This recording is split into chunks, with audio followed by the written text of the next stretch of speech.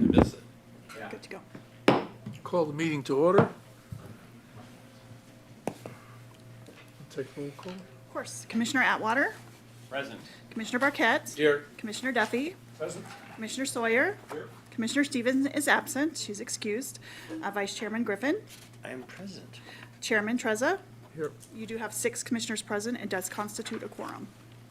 Turn on your microphones, please. Okay, are there any items on the consent calendar that need to be considered separately? Commission? Public? If not, we'll take a motion to approve. Public comments. Comments. Public comments Oh, on beforehand? Oh. Just ask if anyone in the public wants to take anything. Anyone in the public would like to comment on the consent calendar? Or remove an item. Okay. Move to approve the consent calendar items. I will second Second. that. Oh, second it? All in favor? Aye. Done. Thank you.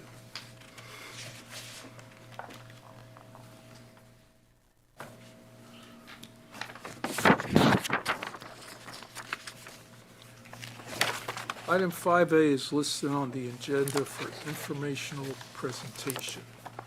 Proposed capital improvement program projects. Who's going to handle that? So Juan Villanueva is going to handle this. These are identified in the current fiscal year, and what wasn't done, we're looking at next fiscal year. So So this this is just carry over? information only for the next capital improvement projects for the next fiscal year budget.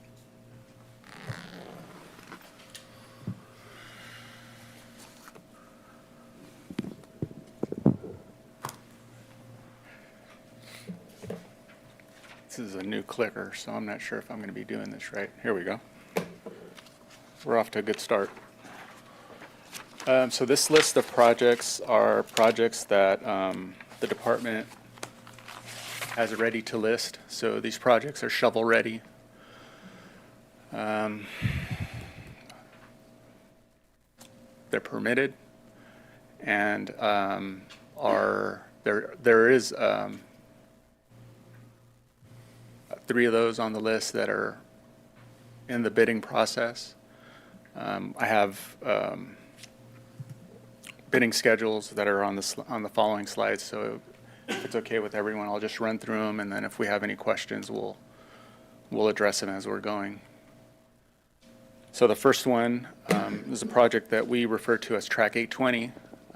This is a utility rehabilitation project that is requiring the department to replace and/or relocate existing utilities within the footprint of a tenant development.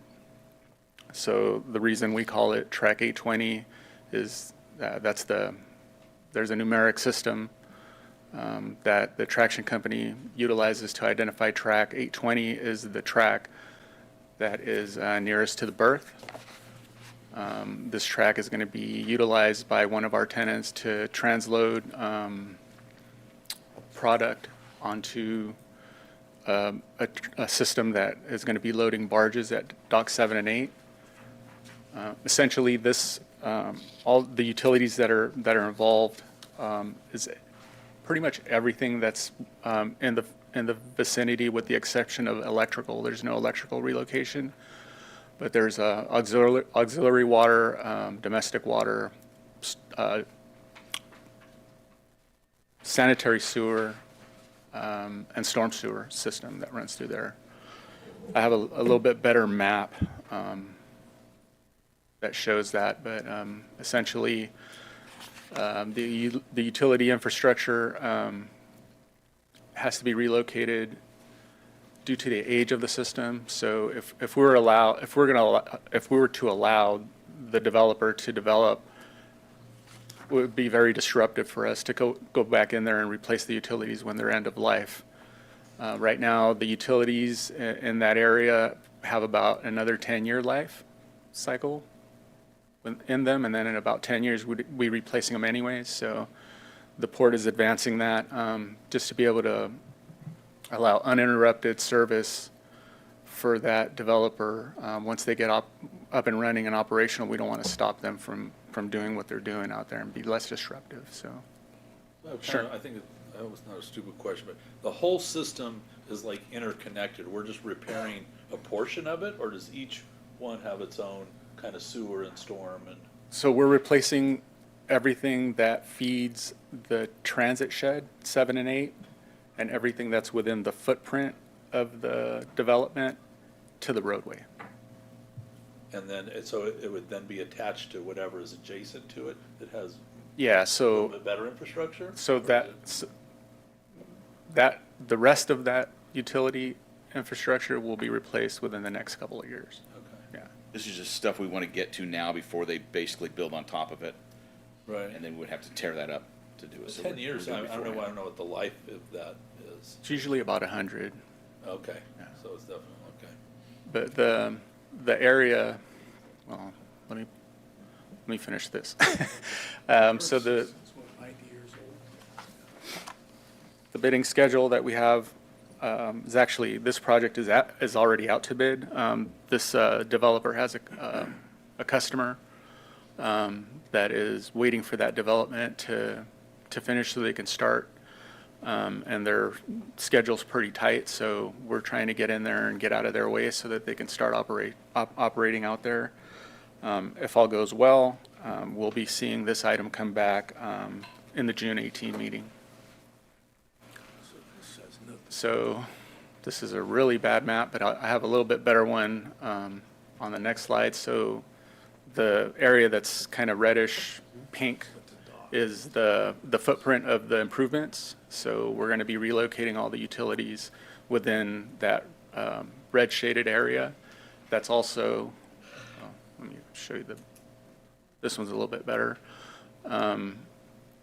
If you can make out the colors, I can make them out because I know what they are, but there's a utility that's, I'm going to call it kind of like brown. The brownish utility, that's the sanitary system. You can see the footprint of the building. It's kind of gray there. And then you see the utility coming out of the building and then across the tracks. The tracks are where there's like some black circles with white dots in the middle of them. Those are manholes. So you can see the rail track that they're going to be operating out of runs right over the sewer system. So we're going to get that sewer system and move it to the east, get it out of the way, run it along the roadway. And then there's I'm going to call it cyan, like a cyan blue color. That's all storm system. There's a navy blue that runs along the dock and then across the track. That's domestic water. And then the red is the fire system.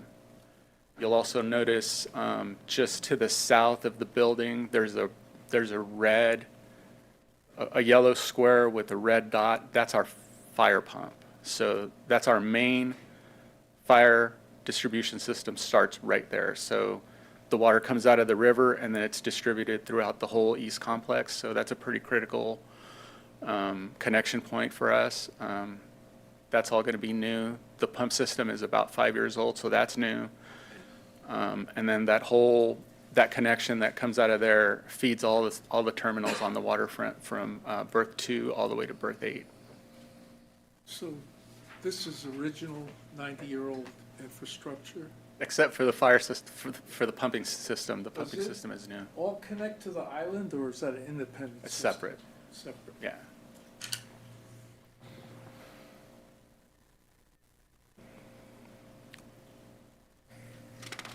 So that's the summary for that project. If there's any other questions? Do we have like an estimate? I know it's out to bid, but is that like a $2 million or an $8 Yeah, million how did project? you know? That's a pretty good guess. It's about $2 million. There you go. The other thing that I didn't mention on this project, it's going to be about 60 calendar days, so it's a pretty quick get in and get out. That is pretty fast. We'll be done. Yeah.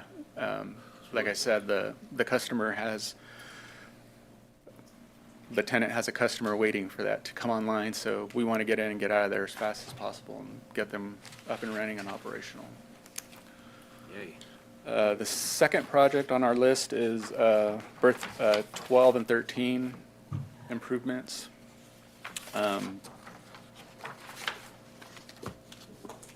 This berth was rehabbed, I want to say it was about 2015, 16, 17. It's been a while. Yeah. But this facility is our bulk unloading facility. It's pretty busy. Part of the problem that we've been having lately is the bulk ships are substantially larger than the other ships that we receive here. The turning basin, it's not the turning basin, it's the sediment trap is what they call it, but it's a very constrained area for the vessels of that size to be able to maneuver, come in, have the tugs come in and pull them in. It's difficult. So we have a lot of action going there. Thus, every once in a while, if the conditions are right, and Commissioner Griffin could probably attest to this. Yes. It gets tight. Yeah. So during some of those berthing operations, we've had strikes, a couple of strikes in areas where there's no protection. So that's what this project is gonna remedy. There's a dolphin that's on the easternmost side of the facility. It's not in an ideal location. This is one of the older structures that's out there. Yeah. We're gonna modify it so that the vessels can berth a little bit easier there. And then the area that gets struck quite a bit, well, not quite a bit, a couple times, we're gonna add a dolphin there and fendering. There's also existing timber structures that remain from either past operations or demolished structures, upgrades that we've done over time, and they're just kind of sitting there. And they're just in the way. They're in the way. Every once in a while, things will get caught on them, so we're going to clean all that up. There's also some structures on the west complex that, same thing, there's just timber piles that are not being used, that used to support something that the Navy did way back when. We're going to take advantage of having that contractor mobilized, and we have a permit to do it, so we're going to do some housekeeping on all We that also stuff. call that some environmental remediation in this project significant because they're getting treated wood out of the river. There is, but I don't know what that means. I know that there's a No, benefit there, It's a but good thing. yeah, It's a I don't good know. thing to get the treated wood out of the water. Yeah, the treated piles, when we remove them, we can get benefit through the California Fish and Wildlife Department. And so they do give us credits for that. Yeah, I knew there was a term, I just know what it was. credit. Credits. Let's get credit. This project is also related to one of the consent items that we had earlier, procurement of some materials. They're really long lead items. They're like 16 weeks. It takes forever to get them, so intent is to procure those items, have them on site for the contractor to get ready, mobilize, and get to work as soon as they get out here. This project is also out to bid, and if all goes well for this one, we should be seeing this project come back to this board for the July meeting. Estimate? 2 million. I think it's about 4 4? million. Yeah, 4 million? yeah. So how much different is this modern dock than what was there? As far as Mainly resilience? it's steel. You know, the old structure was all wooden. All wood. The new structure is it's steel and galvanized steel. So Updated fendering and things like an that. updated van, correct. There's and then this project is 150 calendar days. Our intent is to get the in-water portion of the work done within before the holidays, you know, around Christmas time and all. That's when our permits lapse, so we gotta get in, get out of there, and then the rest, the remainder of the work that's not in the water, we can always So do. the removal contractor's ready to mobilize, is what you're saying? Yeah, The in-water work schedule is the same as dredging schedule. correct. Yeah. And so there's a couple of notes on here. The green arrows are pointing to the structures that I was mentioning earlier, the abandoned timber structures that we're cleaning up. The one on the very bottom of the screen, I mean, that structure was, I don't even know what the age of it is, but it's just something that's always been out there. It's just sitting out there, so we're gonna take care of it. And then the timber structures on the west complex are what we call 14A. It's just to the north of our container / cargo handling facility on the west complex. The only other item I wanted to point out on this one is there's a red arrow that's to your right, all the way to the furthest right. That structure is still a wooden structure. It's a walkway that labor utilizes to either move lines or get from berth 10 and 11 to 12 and 13. We're replacing that with steel. So we're going to get all the timber out of there and upgrade that walkway structure to match the rest of the dock. So there's a lot going on with this one, but Make some people happy. I hope so. I hope so. Any other questions on this one? Okay, so this one is just another phase of our utility infrastructure that we've been upgrading and replacing. We brought multiple projects to this board for approval, either for design services or construction. This will be the final utility infrastructure improvement for this utility, which is the domestic water. This one will be going out to bid next month. And hopefully, if all goes well with this one, we'll be bringing this one back in August for award. And I'll show you, and this one's about 215 calendar days, so it's a little bit longer than the other projects, but not too terribly bad. This general overview of the completed phases, previous completed phases. Phase 1 is the red, phase 2 is the blue, which is complete, and then the phase 3 is what we're talking about today. It's going to connect the easternmost improvements to the westernmost improvements, and then run from the maritime corridor across to the south of the expressway. And the reason why this improvement is so critical is we have a distribution center that's going to be constructing just to the north of that square shaded area. That's the Ferguson facility. And then there's a distribution center that's slated to be constructed along McCloy Avenue, and this will be tying into their new on-site domestic water system. And so our loop will be complete on the west complex. Our utility loop will be intact, and I don't anticipate seeing another phase of, at least not a major distribution service improvement on the west complex for a while. So, is there any questions on that one? I don't know if we know, That's how the- much water do we use out there, do you know? I don't have that No. in front of me, but I can get that to you. Yeah. was Yeah, gonna- I don't have, well, we'd have to get the updated service for that one and add it to what we have. We don't provide ships with domestic water, correct? We do? We do? Yeah.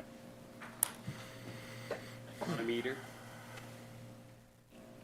That will complete the island. Do we meter on the ships when they need domestic water? I assume I'll find out for you. I'm not sure what the rate is or anything like that. Yeah, there's rates for all that. Okay.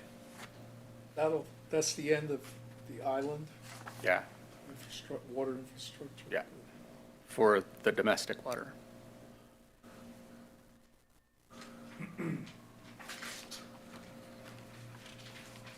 I should know this, but do we get that from the city or do we pump groundwater? It's Cal Water. It's Cal Water? Yeah. Yeah, okay, yeah. it's Cal Water. Okay, next project, 5 and 6. I don't know if the board recalls, but we made some substantial improvements to Dock 7 and 8. It's probably a couple of years ago now. More of the same here. Berth 5 and 6 is the next berth. So we started 7 and 8, and then we're just essentially we're going around the corner and all the way over to Dock 2. And the reason we did that is because there's some proposed improvements by there's some proposed developments on 2, 3, and 4. Right, yeah. So still early on in that process, they're still going through their scoping. There's a general idea of what's going to happen there, but in order for us to, I think it would be premature for us to be doing any type of improvements beyond 5 and 6 without knowing the full scope of the improvements that are going to happen out there. So this is, for us, on the berth side, this is low-hanging fruit. These are improvements that are ready to go. We know what needs to be done out there, so we're initiating this project to go forward. This project is also in the queue to go out to bid, and potential award will be coming back to this board July 16. And this project is a 200 calendar day project. Same thing with the other in-water work window. We're going to initiate, advance all the stuff that's in the water, get in, get out, and then continue on with the landside improvements. There's a pretty good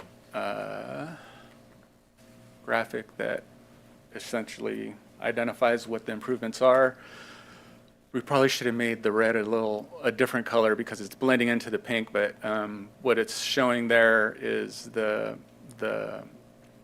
bulk of the structural improvements are on the water side. We're talking about structural beams and in-water, underwater columns that are in need of repair or replacement. The rest of the stuff that's highlighted in the magenta color, that's going to consist of either access improvements, paving, overlay asphalt, eliminating trip hazards, improving access for labor to be able to walk from one berth to the other. There's vaults that contain utilities. We're replacing the lids on the vaults. We're replacing cleats, bollards, upgrading bowl rail, which is going to improve the stormwater collection system out there, make sure that everything stays on the land side and doesn't go over to the water side. And there's also utility lines that serve the vessels and the transit sheds that we'll be replacing and in kind. So the utilities that are there, we're going to replace them since we're going to be in there. So Budget? Estimate? I want to say that one's about 4. It's difficult for us to give you solid numbers because we're seeing, like 20% cost increases with prices that are a little in flux right now. So we're a little nervous about that. Labor and materials. But what I'll do is, as we're getting closer to initiating the contract and bidding and all of that, I'll update the port director with those estimates so that he can distribute them to the board, so we can have better numbers as opposed to trying to give you something right now. Concrete ship have to be moved or relocated? Not for this one, no. No? No. That's 3 and 4. The concrete ship is at 3 and 4. Yeah. Let's see. So this one, this is a replacement of a support system to our main that we replaced last fiscal year. We upgraded the system that feeds into the force main to the city. This is the support system that collects all of the gravity-fed sanitary sewer from the north and south side of the island collects down to Davis Corridor, and then gravity feeds to this support system. This one pumps to the main system, and then the main system pumps to the city system. This one's as old as the Navy is, so we're having problems with repairs. We're having problems with replacement parts. The first improvement project that we did worked out really, really well, so this is another project similar in scope and just a little bit smaller, but the system that we upgraded on the main is working really, really well, and so we're proposing an improvement to this one. This one is also going to be going out to bid next month, and also slated to potentially come back to award July 16th for this one. And it kind of looks like that. So this is a precast concrete vault. The bidders will give us a proposal based on the specifications we provide, and source this out to a local contractor that makes these precast. They build them off-site, and then take them apart, bring them here, put them together right next to the existing system. We'll do a cutover and decommission the old system, fill it in and all that good stuff. So, this project is 330 calendar days, and the only reason this project takes so long is because the electrical switchgear is a long lead item. So for the first system that we deployed, we still don't have the switchgear. So that project still hasn't been closed out, so we have the old electrical switchgear on the new system. Once we receive the switchgear for the new system on the old system, we'll switch it out, but this one is going to be the same thing. It's just going to take us a long time, But you over can a run year, better just off to old get the system. electrical. You're dropping the horsepowers by 80%, Yeah. so it'll run off the old switchgear without damaging it for an Correct. extended period. Got it. Yeah.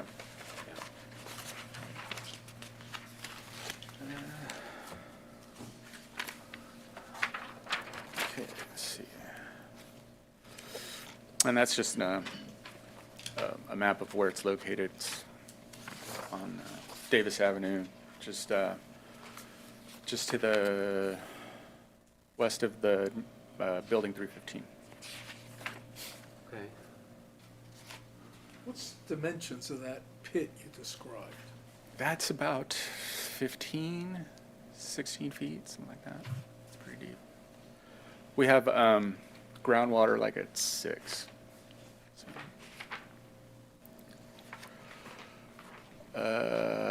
So this project is fire system, very similar to the other one. Same case here. This is the last phase of this utility system improvement. This project is also slated to go out to bid next month in June, and then potential award, second July meeting, potential, assuming everything goes well with the bids and everything else. This one is 220 calendar days, and I don't have an estimate for this one either. We'll get those together. Yeah, estimates we'll for put all them the together projects and we get, to you guys. we don't have enough information to give you a solid number for those. And then again, this is just an overview map of the system that's out there, some of the improvements that our tenants did, the improvements that the port did, and improvements that are slated for this phase. Phase 1 is the red, phase 2 is the completed, and then phase 3 is the green, and then we're identifying it as phase 4, but that's actually the developer that's going to develop the distribution system. They're connecting to that. They're connecting to the improvements that we're making, so then we'll have a complete loop, brand new loop of the auxiliary system on the West Complex. And this will be the final major utility CIP project for a while. So Trammell Crow's improvement will also connect with Ferguson? It's going to connect to our phase 3. Okay, right, okay. Yeah. Yeah, So- which connects to Ferguson, right? Correct.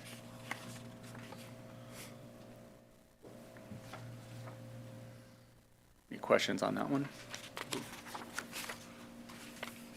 And then the last one is, of course, the 315 reno. Essentially, it's a flip of the existing building.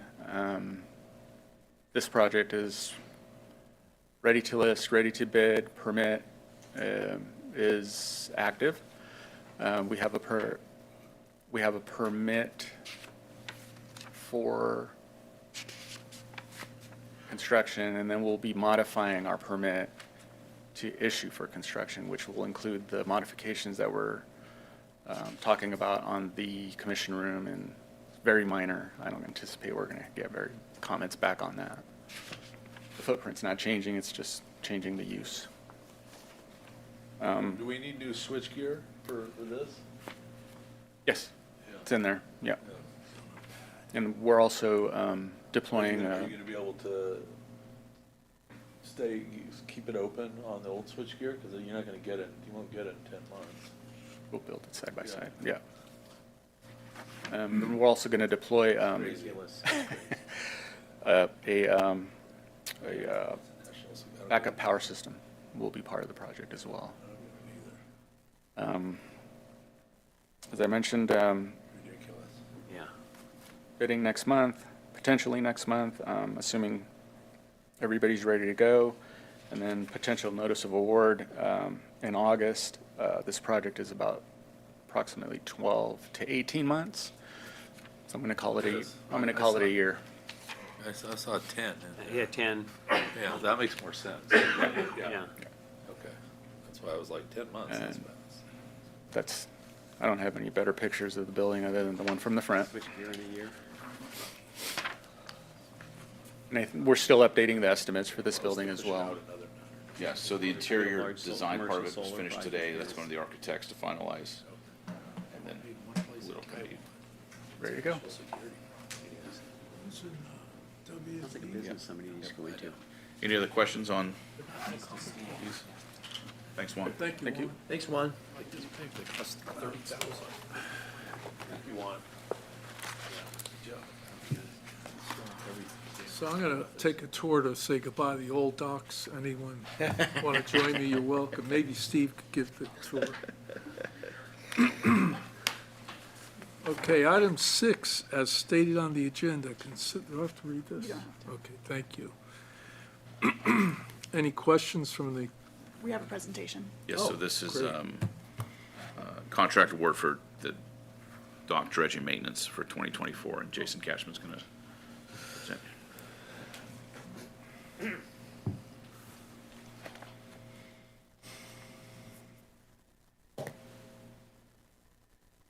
Ready? Okay. Good afternoon, everyone. Today I'm just going to discuss the 2024 Port Dock Maintenance Dredging Project. So as you know, port berths are maintained at negative 35 feet mean low water with the exception of 1213, and that's maintained at negative 40 feet. And in order to maintain our depths, the port conducts dredging on an as-needed basis. And that's conducted July 1 through November 30th because of the fish window. Here's a map. It's kind of small, but it shows the East Complex docks 2 through 13, and the West Complex are 14 through 20. And you might be asking, why is there not a dock 1? And I really don't know. I've been asking that question for some time and haven't really got the answer yet. To the benefit to the port, this project will bring the East and West Complex dock facilities to their authorized operating depth to allow the safe and efficient berthing of vessels at the Port of Stockton. This project went through a formal bid process. The legally required advertisement appeared in the record, and we held a mandatory pre-bid conference. We had 3 contractors show up: Sierra Mountain Construction, the Dutra Group, and Vortex Marine Construction. The bids were opened May 8th. We had 2 bids, one from the Dutra Group at $3,632,500, and one from Vortex Marine Construction at $5,193,260. As you can see, Dutra was a low bidder, and they proposed to dredge the port via mechanical dredging or clamshell. So if this board authorizes this project, we can start as early as July 1, but we must be completed by November 30th, which is the end of the fish window. Port staff budgeted $2.5 million for this project in the FY '24-25 budget, and we propose to pay for it out of port general funds, and it will cost $332,500 plus a 15% contingency. Did we modify that budget number to the actual number? Was it modified in the budget For current year or for next? for fiscal next year? Because this won't start till next fiscal year. I can't. Okay. I don't think I have that number. Okay. Let's modify that in the environmental budget. It's all done by clamshell? This will be done by clamshell. It was last year as well. Wow. Yeah. So I have a question. Is that like a build to suit type of bid where they have their own system and way of doing it and they're on the hook? Or is there something Good that operators. they went off some type of plans or assumptions and they can So- come back with change orders? Correct. No, what we do is we provide, in the bid package, we provide specifications showing the depth at each dock. And then we require the dredger to hit the authorized depth, and then we pay of 35, negative 35 feet. We pay for 1 foot of over depth. And so we conduct pre and post surveys to confirm that that depth was achieved. Well, that's good. So it's up to them to do it. They're on the hook for it, irrespective of what they might find down there or what have you. Because 15% contingency is pretty healthy. Right. But should it even come There, into play? yeah, with dredging, there is certain variables that we don't know. You could hit a lot of debris, which will increase the cost. Right. So And they have those Right. as exclusions? Yes. Right, okay, that's where it comes. Where's the dredge material end up? It will At end the up, West Complex? it will end up at the port's upland placement site on Roberts Island. Riverside, yeah. Okay. Yeah. And so, Debris just floats in, Jason? Random debris? yeah, the flow of the San Joaquin River, it drops sediment in the channel. And so, yeah, you just get sedimentation from the flow, from the river. So Sedimentation or like a tree? you can get, yeah, you can get a tree as well, yes. Yeah. That too. That too. Is that 15% generally what you find? How did we come up with the 15%? Yeah, it's, kind of a guess, but considering in this case the debris that we could encounter, we just upped it a little bit, but last year I think we were under what the board authorized. In the past, I've seen it go above as well, so I'm just trying to cover my bases so I don't have to come to the board again because we're in a very limited time frame. I So I'm just don't, interested on the thought process Yeah. behind that. That's okay, we're doing budgeting really soon. We'll Yeah. talk about that at budgeting, but I'm interested in the thought yes, process. in the past, we have, I think, I've seen 20% increase. I don't anticipate going 20% over the, contingency. yes. Mhm. And, I've seen the costs be 20% more. And so that's why I kind of threw in a 15% contingency in this case. Would that generally happen after like a winter we had 2 years ago? We have a bigger contingency. This winter wasn't as heavy, so maybe Wasn't as not as much heavy. debris. Right. But we still had high flows that continued through the summer. And so just trying to cover the bases in this case to allow for potential overruns without having to delay the dredger, just sit here trying to get the board We're approval. talking for about the- starting this July 1, Yes, correct. like 60 days. Yes. So port staff determined this project's exempt from CEQA pursuant to CEQA guidelines, section 15304G, which deals with maintenance dredging. And so the requested action from this board is to adopt a CEQA exemption pursuant to CEQA guidelines, section 15304G, and authorize port staff to post a notice of exemption, and also to authorize a port director to award the contract to the lowest responsible bidder, the Dutra Group, for an amount of $3,632,500 plus the contingency of $544,875. Any questions? Commissioners? Public, any questions from the public tuning in? If not, we'll One question, is this going to be 2 votes or 1 vote? We usually do it as one. I think just one, yeah. Make a motion to approve.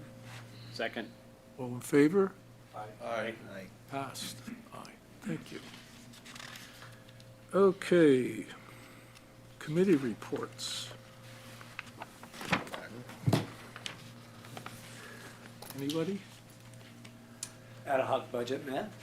We had a very good read-in for where we are right now in the process. We have a couple more meetings coming up.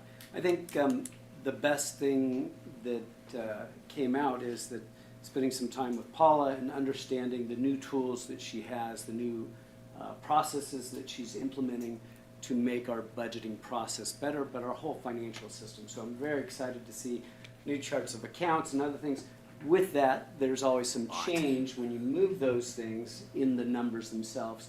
So we want to make sure that the staff has a chance to read in with all of you on those changes to our budgeting process and to our chart of accounts, because it will make a difference. And I think we've seen some of that already.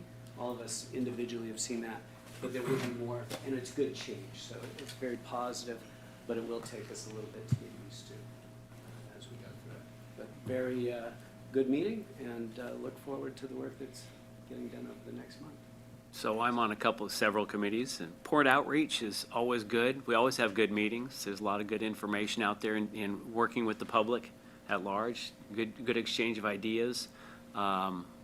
I think we learn as much from the people as they learn from us as far as information exchange with the Outreach Committee. It's always very valuable, and the Port team is always on the ball in the presentations, do a great job. I gotta give them that kudos. Very patient, right there. I sit in that, and I totally agree with you. Jeff does a great job Jeff is good, yeah. keeping them, informed. Yes, keeping them informed and listening. Yeah. And to all the different thoughts given. Yeah. Audit Committee, we haven't met yet. Office relocation is proceeding, right? Yeah. We're doing some things and Yeah, seeing where we're gonna end up. I reported on that Yeah, last month. when and I was got gone, approved. Yeah. so, yeah, But you could comment on anything you or Alan comment. yeah, so, Will there be a pre-audit meeting? Yes. yeah, I'm sure there will, yes. Now, the pre-audit is under the old chart of accounts. The audit will be under the old chart of accounts, the new chart of accounts. Old chart of accounts, yeah, and same firm. No, I issued an RFP, so we're going to unseal the bids sometime this week and then have the selection to the commissioners next month. Okay. Good. We formed a committee to do the annual performance review for the Port Director and Commissioners Atwater and Sawyer on it. And Caitlin, if you could send us some dates where we could have a quick Zoom or some kind of meeting and discuss it, I'd appreciate it. This month, if possible. Can we do that? And Melanie, you sent out the schedule, right? Yeah. Okay. And I would say there's a lot of ad hoc meetings going on, so I appreciate your time with all these. We have obviously budget, audit, my performance review, 315 strategic plan, so thank you guys for the time and all these. Okay. Oh, and the other general comment is AAPA asked if we had any specific questions coming from commissioners for the commissioners' half a day or day of presentations they make. So is there anything you guys might want to, What are you talking about? AAPA? the National Convention, So they the have a APA annual, commissioners. they're doing half a day. Yeah, the first day of the half a day is the commissioners meeting, as opposed to having a separate commissioners meeting. They're doing it the annual. So I think Commissioner I Atwater went to the last one, yes. Trezza I'll be here. went to the last one, so. So if there's any issues, forward them, we'll send them Actually, forward. I think I communicated some comments to them already. There's time. It's in October in Boston this year, so there's time. All right. I'm not sure who all got that email, so I just figured I'd share it. Okay, so you're up? Yeah, not much. I think next month we're planning on both commission meetings, June 3rd and June 17th, so it's gonna turn pretty quick, so hopefully we can get a quorum on June 3rd. It should be a relatively short one, I hope, and then June 17th. And then, I'm heading after this to the Advanced Clean Transportation we talked about. I wouldn't mind comparing notes with your folks afterwards, just to see if it's worthwhile for us to continue to attend. Have your folks been there? Yes, this is their second or third, something like that, yeah. Well, I'll touch bases with you when I get back. Yeah, my head of fleet goes to that with some other, yeah. So- Okay. That's it, thank you. Any public comments on non-agenda items? Board director's comments. I don't have one comment, but so I say, I'll be here on the 3rd. I will not be here on the 17th. Same here. I'll be opposed. Maybe we'll have one next month. No, but I'm warning ahead of time. We're gonna plan on the 3rd right now for sure, that we do have a Yeah, couple I will things. be here on the 3rd. Okay. And then we'll modify as necessary. Okay. Note that. You got that, Melanie? Yes. Go ahead. Greetings, Commissioner. I submitted formal comments of the Delta Sierra Group earlier today regarding the GSNR wood pellet export project, whose CEQA DEIR will be out shortly with Golden State Financing Authority as the CEQA lead. Next, the development of a port community benefit program referenced in the recirculated Biotech initial study, mitigated negative deck, and then communications. I'd like to add some additional comments. Cumulative impacts are difficult to assess without actual truck and rail trip in total to the port. The drayage truck rule has already been adopted by CARB. I think it's under review by EPA to include in the CARB SIP, which requires cleaner trucks in advance of other port-related rules. The BNSF multimodal station in South Stockton and the Port of Stockton are the two facilities to be regulated by the drayage truck rule. And so finding out how many trucks come into the port and those that are required to be cleaner related to their marine facility transport is essential for transparency and for the port to consider any cumulative impacts for any project. That's basic information that must be available. Thank you. Thank you. Do we ask for public comments on the public comment? No. But if there's Afternoon, Commissioners and Director. My name is Davis Harper, and I'm the Carbon and Energy Program Manager with Restore the Delta. Mostly just here to introduce myself and our work a little bit today. We evaluate energy industries that are being planned in the San Joaquin Delta region for environmental protections and community benefits. And our goal is really to empower community groups to advocate for themselves for protective standards, for transparency, and ultimately meaningful inclusion in economic development planning in the region. Seeing as we're in a time with really unprecedented federal investments in climate solutions and state support and policy directives, I just think the port has a really big opportunity to help actively shift decision-making power over to communities who have been harmed by industrial strategies historically. And hydrogen in particular, we're seeing is emerging as one solution of many to tackle climate change. And we're excited for ongoing education, conversations, just perspectives generally. And we just want to highlight that we'd recently submitted a letter to the port and to SJCOG about essentially participating more actively in regional hydrogen economy planning. Just because what we're seeing is a lot of private interest, a lot of activity coming pretty fast, touching a lot of different public agencies and a lot of different sectors.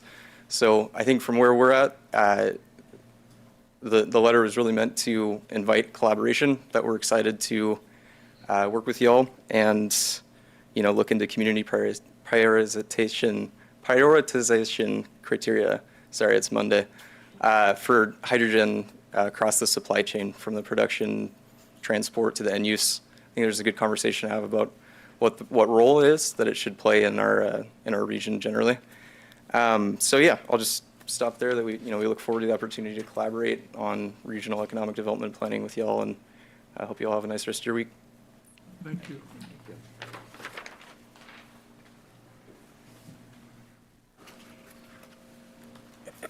Good afternoon, Commissioners.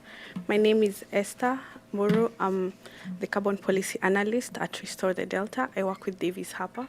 We are evaluating the environmental impacts of carbon and hydrogen energy projects within the Delta region.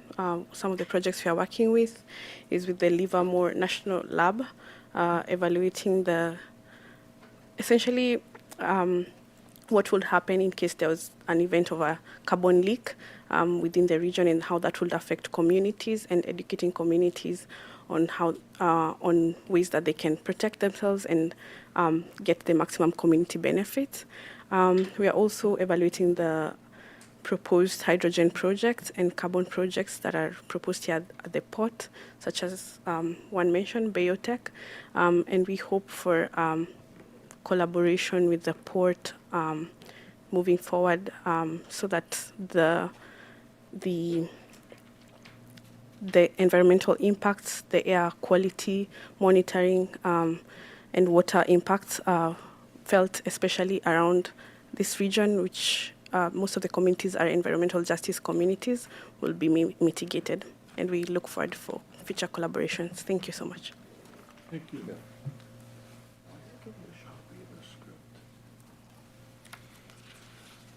Any other public comments? If not, in accordance with the Ralph M. Brown Act, an executive session will be conducted pursuant to Government Code 54956.8. Thank you. Mike has to go.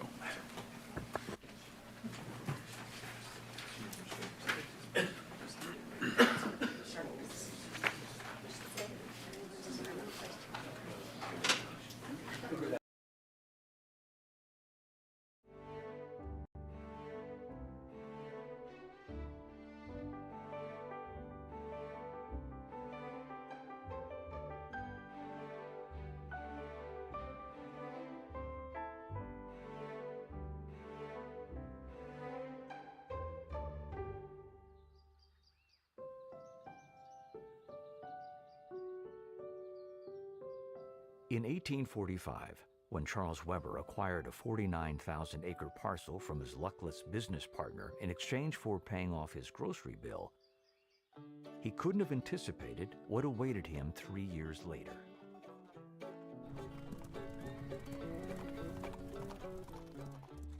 During the gold rush, Argonauts could come to Stockton en route to what were known as the Southern Mines. But the principal artery for transportation and the fastest way to travel was via water. There was no Stockton in those early days. There was Charles Weber's tent town on the San Joaquin River that served as a jumping-off point for the gold fields. He realized that the San Joaquin River was going to be the principal aid in developing his city, and Charles Weber was able to attract enough business people to establish hotels and restaurants and freight companies, and they would cater to the wants and needs of the miners. Those who did not make their fortune, in many instances, had been farmers in their previous lives. And coming back into Stockton or Sacramento, took a look around the Central Valley and realized there was great agricultural potential.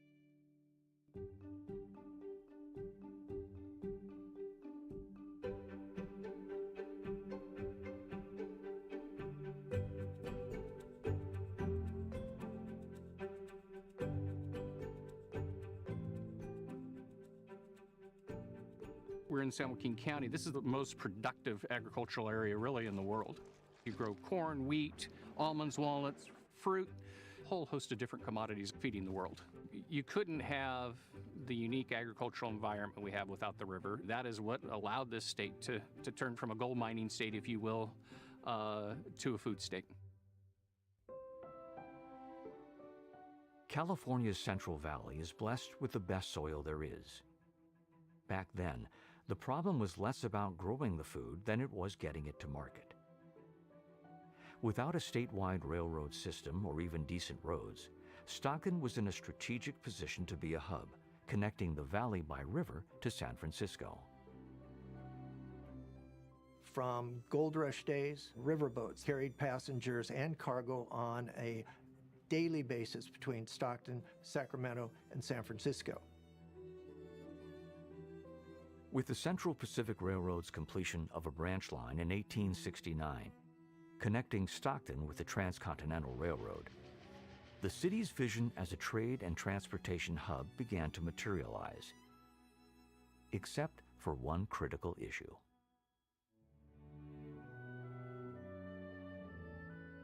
There were rather tortuous waterways leading from San Francisco to Stockton, weaving and turning through the islands. And because of hydraulic mining, there was a lot of sedimentation of these river areas, and so it was becoming rather shallow. In addition, ships were getting larger with deeper drafts, leaving the river's shallow depth a barrier to ocean-going vessels. If the region was going to grow with the times, it had to tame the twisting passage through the delta. Even though no single individual gets credit for proposing a dredged shipping channel, it was Lieutenant Colonel Barton Stone Alexander who drew up the plan in 1870 that showed it was feasible. They kind of choked at the projected $8 million price tag of such a ship canal. And so it continued to be a festering problem for the city of Stockton, being cut off from that ocean-going transportation. Other countries hungered for California products, not just grains, nuts, and cotton, but manufactured goods too. The opportunity for trade was undeniable. When a product moves and how it moves is all dependent on where the destination is. The ship behind me is actually loading rice that's going to Japan. Rice would not be able to get to Japan if it didn't use port facilities, because it doesn't make economic sense to ship the kind of tonnage that one ship can hold in another way, like say maybe in an aircraft. Stockton's residents remained convinced their future lay in a navigable ship channel. So in 1925, they passed a $3 million bond toward its construction. The state and feds later added more funds that finally set the project in motion. Work began in 1930. Dredges began removing millions of cubic yards of river bottom. Clamshell dredges piled the mud and rock to make levees that formed the new channel, opening acres of delta islands for farmland. Despite the Great Depression and Hitler's rise in Germany, in Stockton, church bells rang and automobile horns blared. It was 1933, and more than 1,000 people celebrated the arrival of the Daisy Gray, the first deep draft vessel to arrive at Stockton's new port using the new channel. It was the start of a new era.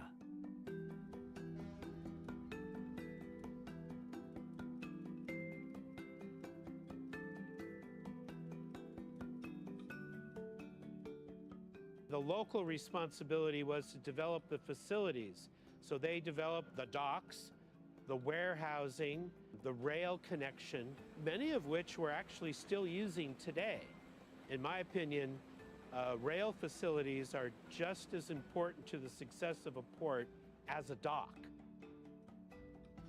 Central California Traction Company has been in business for more than 100 years. We are a small railroad that basically does all the railroad switching on the Port of Stockton, and we're going all day long. We get rail cars from two major railroads, Burlington Northern and Union Pacific, and we get those cars, separate them all out, take them to the customers, let them unload them or load them, and then take them back and give them to those Class 1 railroads. The port is a busy place, and they've got ships coming in, they've got trucks coming in, and if we didn't have the railroad here, you wouldn't be able to get enough trucks in over the road infrastructure that they have.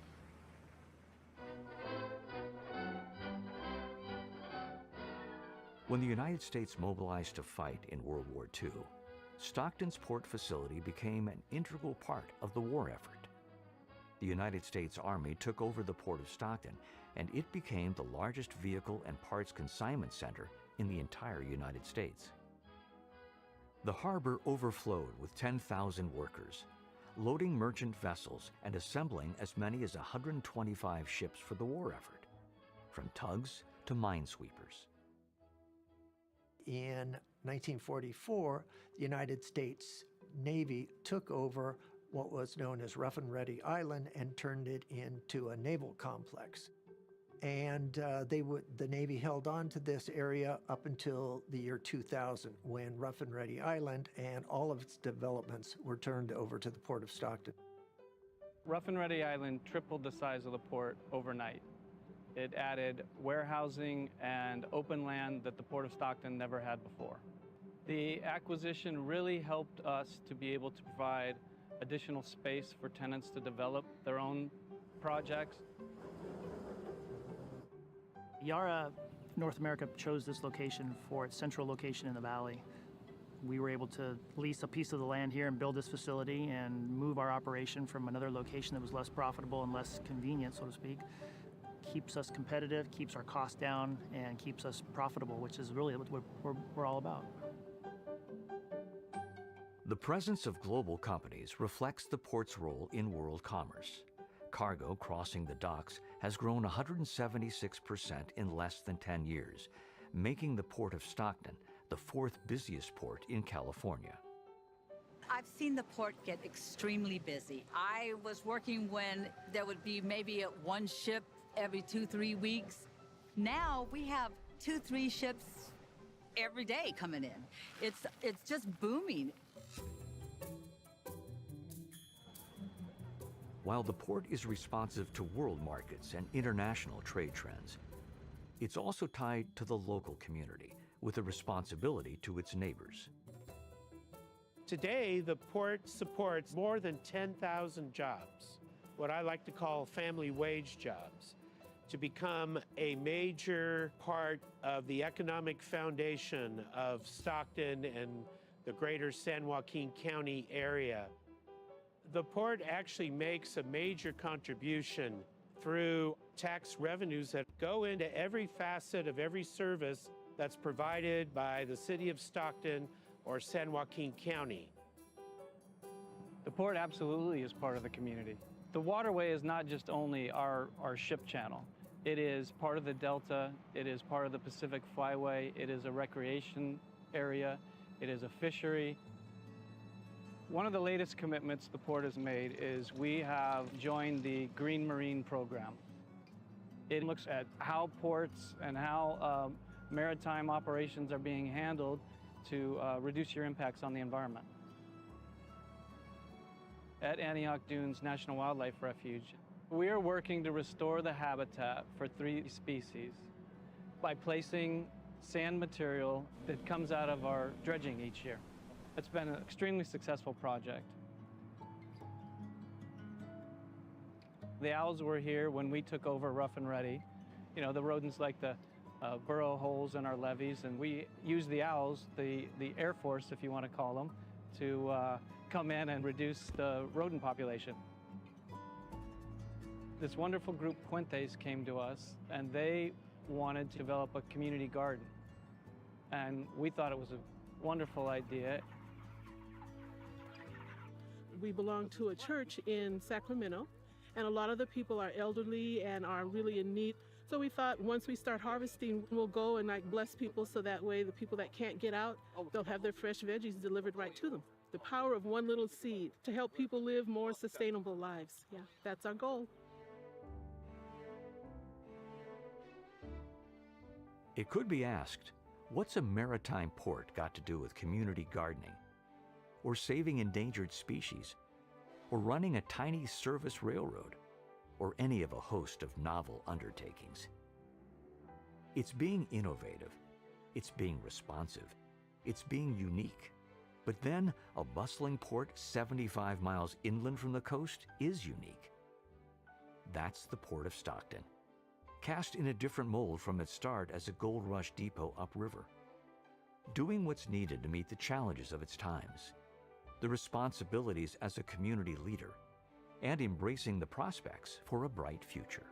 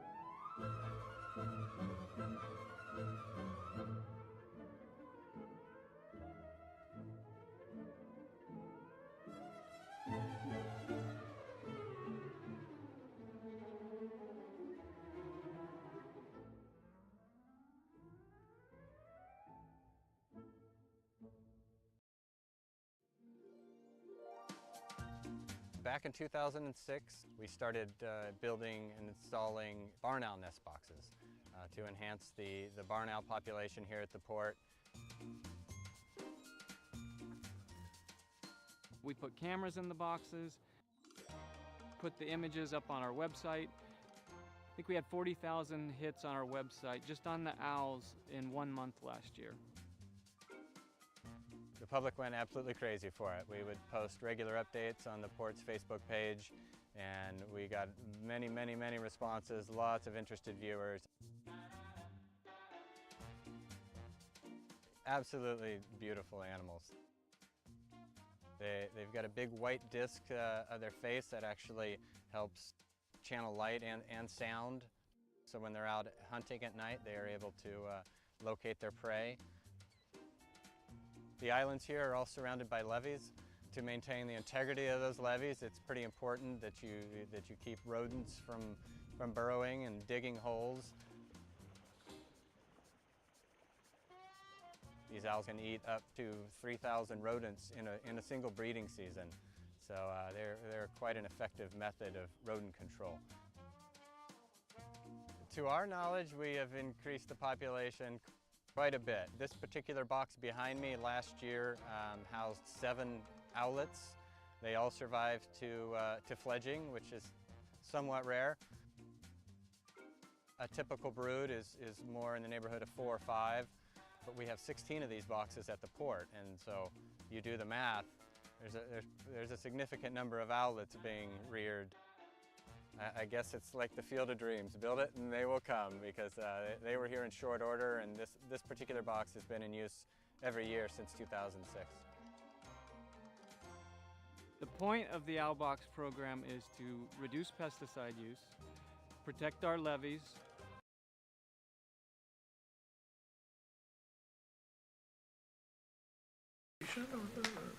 Okay, we're good to go. Okay, we're open again. The commission took no formal reportable action during the closed session. Today's meeting will be adjourned in memory of Sylvester Christopher Aguilar Sr. and Charles Chuck Edwin Pittman. Sylvester Aguilar Sr. passed away on April 25, 24 at the age of 86. Sylvester was born in December 31, 37 in Stockton. He joined the U.S. Marines at 18. He served 2 years active duty and 4 years in the reserves. He worked as a truck driver and salesman for a variety of bottling companies. Sylvester loved sports and loved to cheer on his children and grandchildren as they played. He was a youth basketball and baseball coach. Sylvester was respected by all. He was a pillar of strength and was always there for everyone. He was preceded by his first wife, Pauline, and is survived by his second wife, Angie, 2 children, Sylvester Jr. and Shannon, and Sabrina, Jeff, 3 stepchildren, 21 grandchildren, and 4 great-grandchildren. Second, Charles Edwin Pittman passed away on April 8 at the age of 76. Chuck was born on January 14, 48 in Somerset, Kentucky. He joined the U.S. Navy after high school, was stationed on the USS Ranger, and visited many locations in the U.S. and abroad. After the Navy, he began a career with the U.S. Postal Service as a clerk, letter carrier, and station manager. He enjoyed golf, tennis, camping, fishing, boating, hiking, and traveling the U.S. A highlight was living the snowbird life and spending 3 winters in Arizona, a winter golfing paradise. Paradise it was, because this is where Chuck had not 1 but 2 years in a row holes in one. He is survived by his beloved wife Carol, 3 daughters, Kathy, Carla, and Sarah, and 9 grandchildren. On behalf of the commissioners, the port director, and staff, sincere sympathy and condolences are extended to the families of Sylvester Christopher Aguilar Sr. and Charles Chuck Edwin Pittman. Thank you. Meeting adjourned. Thank you, Chairman.